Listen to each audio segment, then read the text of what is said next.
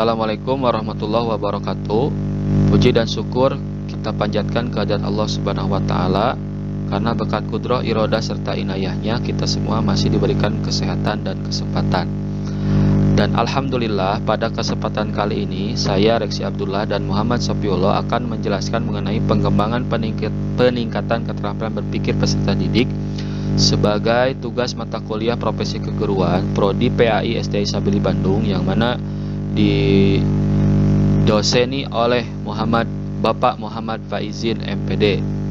Untuk itu semoga apa yang disampaikan bermanfaat untuk diri kami khususnya dan umumnya untuk rekan-rekan semua. Pertama yang kita bahas adalah mengenai latar belakang kenapa pembahasan atau materi ini mesti kita bahas. Yang pertama adalah pendidikan merupakan usaha yang dilakukan oleh seorang pendidik kepada peserta didik, yang mana hal itu bertujuan untuk mengembangkan potensi yang ada dalam diri manusia atau peserta didik itu, yang mana mengembangkan potensi peserta didik itu sesuai dengan tujuan pendidikan nasional yang tertera dalam Undang-Undang Republik Indonesia Nomor 20 Tahun 2003, yang mana bertujuan agar peserta didik menjadi manusia yang beriman dan bertakwa kepada Tuhan Yang Maha Esa, kemudian mempunyai akhlak mulia sehat, berilmu kreatif, mandiri dan demokratis, serta keterampilan yang diperlukan dirinya, masyarakat, bangsa, dan negara.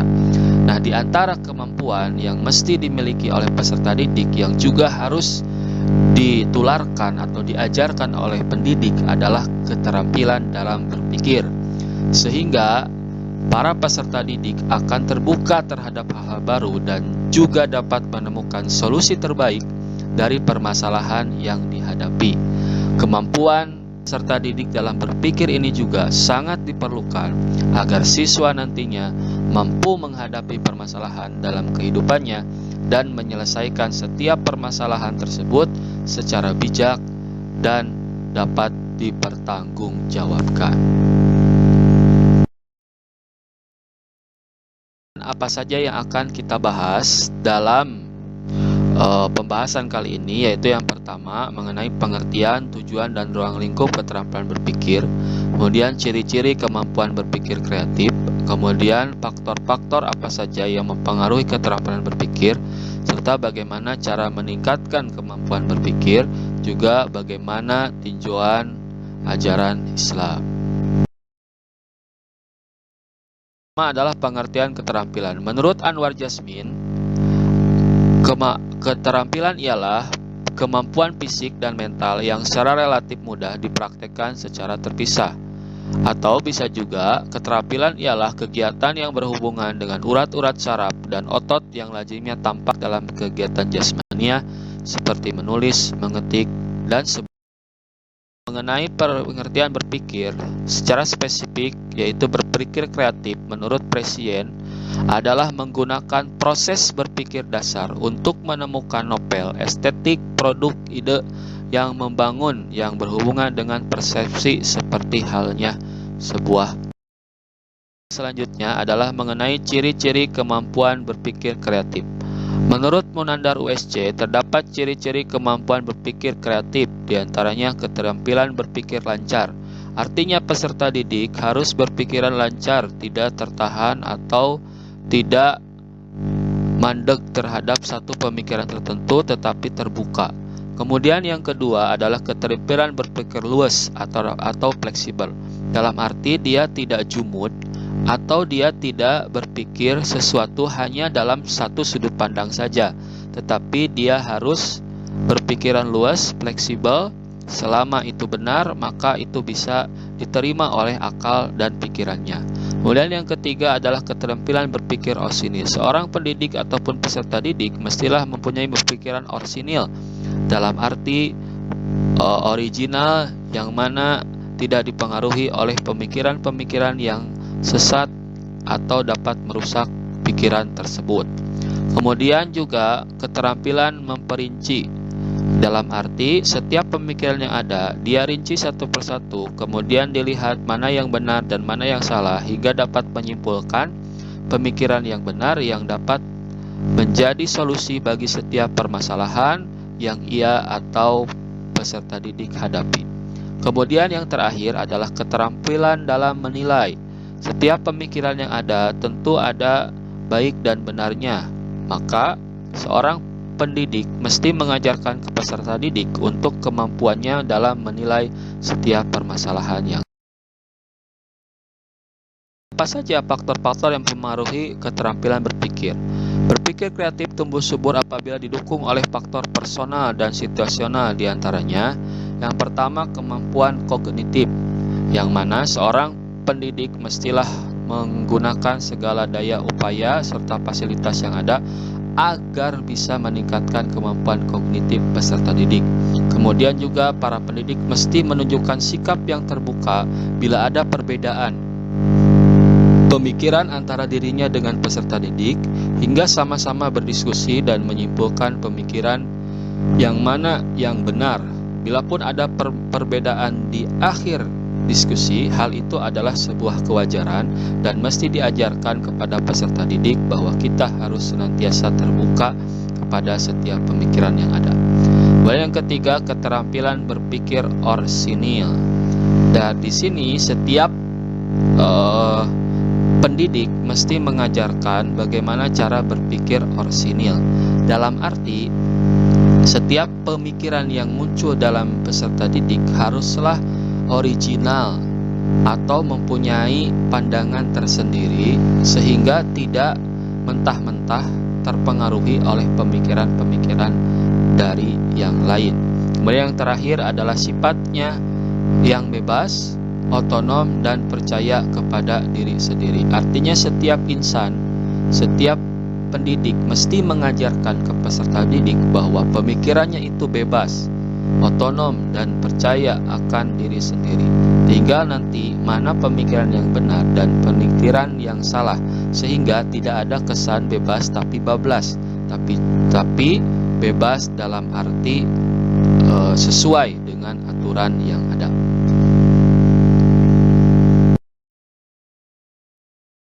Jenis berpikir ada dua, yaitu berpikir kreatif dan berpikir kritis. Berpikir kreatif artinya seorang pendidik mesti mengajarkan kepada peserta didik untuk senantiasa berpikir kreatif, bahkan out of the box, berpikir sesuatu yang tidak pernah dipikirkan orang lain, tapi dalam arti itu adalah solusi, bukan sekedar joke atau jenaka yang justru malah menambah masalah.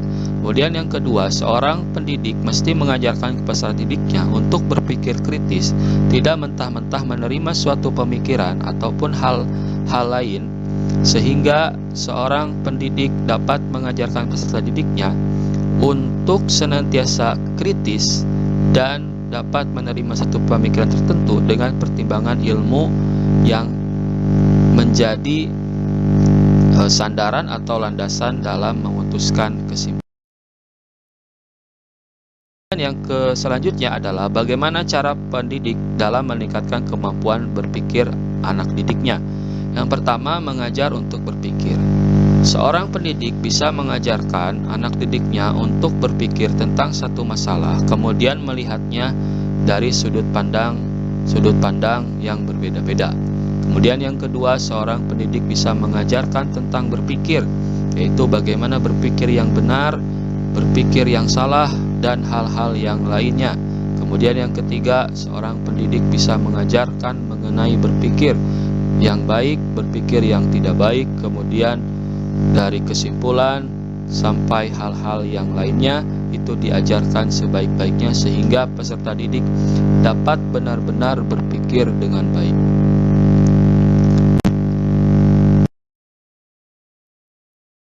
Kemudian yang terakhir, bagaimana pengembangan kemampuan berpikir dalam tinjauan ajaran Islam.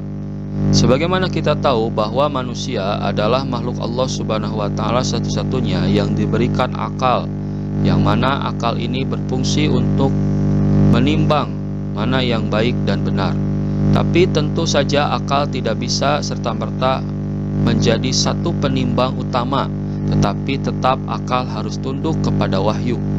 Untuk itulah Allah Subhanahu wa taala di dalam Al-Qur'an di surah Al-Hujurat ayat 49 mengajarkan kita khususnya sebagai pendidik, agar mengajarkan ke peserta didik untuk senantiasa berpikir kritis, tidak serta-merta menerima satu pemikiran, satu pendapat tanpa diketahui apa alasannya dan bagaimana dampak atau implikasinya. Sebagaimana Allah berfirman, A'udzu billahi minasyaitonirrajim, ya ayyuhalladzina amanu, wahai orang-orang yang beriman, in ja'akum fasikun, jika datang kepadamu orang fasik, binabain, membawa satu berita, fatabayanu, maka periksalah dengan teliti, antusibu qauman bijahalatin, agar kamu tidak menimpakan satu musibah kepada satu kaum tanpa mengetahui keadaannya, fatusbihu ala ma fa'altum nadimin, yang menyebabkan kamu menyesal atas perbuatan tersebut. Maka seorang pendidik mestilah mengajarkan hal yang prinsip ini, bahwa sejatinya satu ilmu haruslah kuat, dalam arti kuat sandarannya dan kuat cara menyimpulkannya, sehingga peserta didik tidak ikut-ikutan, tidak istilahnya tuturut munding terhadap setiap pemikiran ataupun pendapat yang ada. Kesimpulan dari presentasi hari ini adalah, berpikir merupakan suatu keterampilan yang Allah berikan kepada manusia, dan itu adalah suatu yang berharga, yang mana haruslah pendidik mengajarkan di sekolah melalui cara-cara langsung dan sistematis, yang mana hal tersebut dapat diselenggarakan pada semua bidang studi di sekolah dan dapat pula diselenggarakan pada program tersebut tersendiri. Nah, artinya seorang peserta didik itu, seorang pendidik itu mestilah mengajarkan cara berpikir yang benar, sehingga seorang peserta didik dapat berpikir dengan baik dan benar. Kemudian yang kedua, dalam pandangan Islam, hal ini diperkuat bahwa kita sebagai hamba Allah diperintahkan untuk tidak asal menerima berita ataupun pendapat atau pemikiran, dalam arti mesti berpikir kritis. Begitupun seorang guru atau pendidik mesti mengajarkan prinsip atau cara berpikir tersebut kepada anak.